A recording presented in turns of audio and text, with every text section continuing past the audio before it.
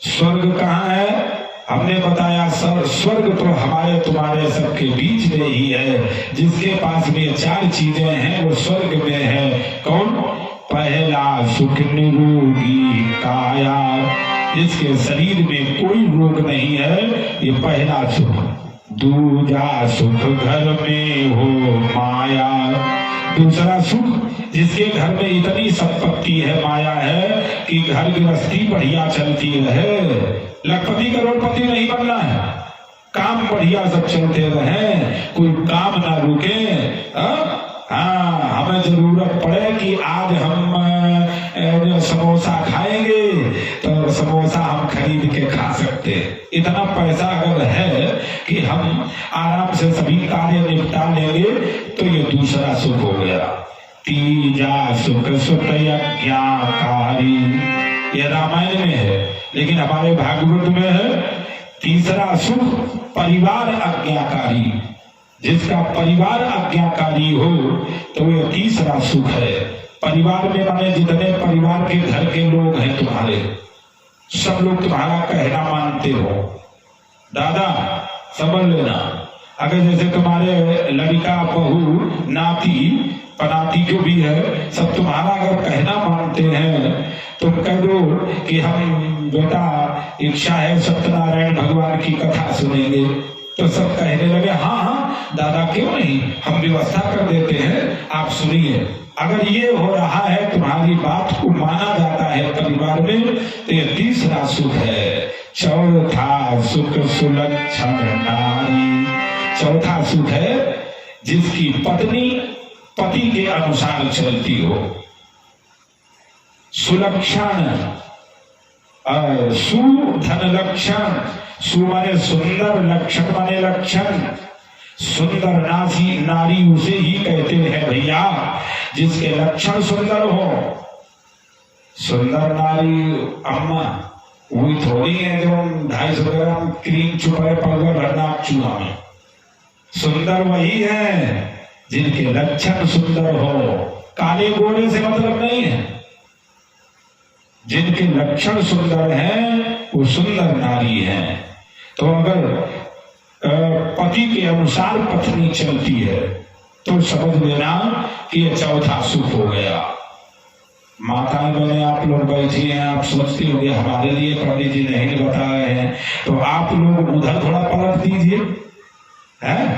हमारे पुरुष वर्ग के लिए नारी सुंदर होना चाहिए, सुलक्षणा होनी चाहिए, तो माताओं बहनों के लिए पति सुलक्षणा होना चाहिए। अब ये थोड़ी कि आप लोग घर में हाथ जोड़े बैठे पति देवता आएंगे तब हम भोजन करा के भोजन करेंगी, और उनका मिली है परमानेंट नौकरी में तो वो पी के नलिया में घुस गए।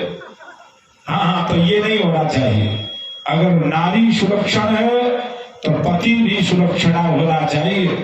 मेरे नारायण, जिसके पास ये चार सुख हैं वो स्वर्ग में है, और जिनके ये चारों नहीं है वो नरक में है? और मोक्ष तो ऊपर है, जो रात के समय में तारागण नक्षत्र दिखाई देते हैं, ये सब मोक्ष का स्थान है। ग्रह मंडल ही मोक्ष स्थान है।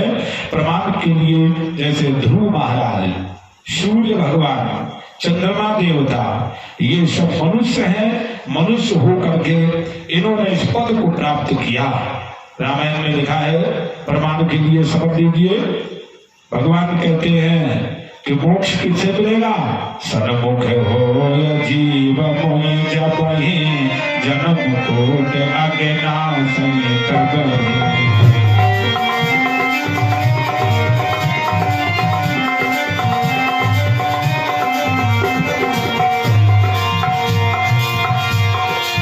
सन्मुख हो जीवन जब ही जन्म कोट अज्ञान संग।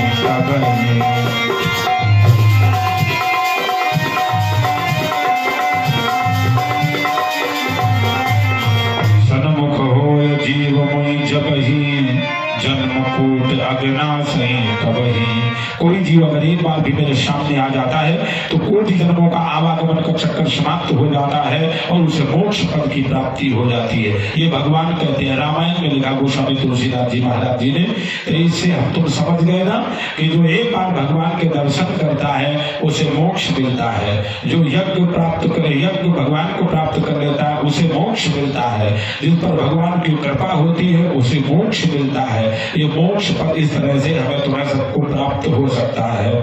जैसे ध्रुव महाराज जी ने भगवान की तपस्या किया, 6 महीने में ही भगवान को प्राप्त किया और मोक्ष पद प्राप्त हो गया। मेरे नर, हम तुम समझ गए कि इस तरह से स्वर्ग कहाँ है, नरक कहाँ है, मोक्ष कहाँ है। बोलो गोविंद भगवान की।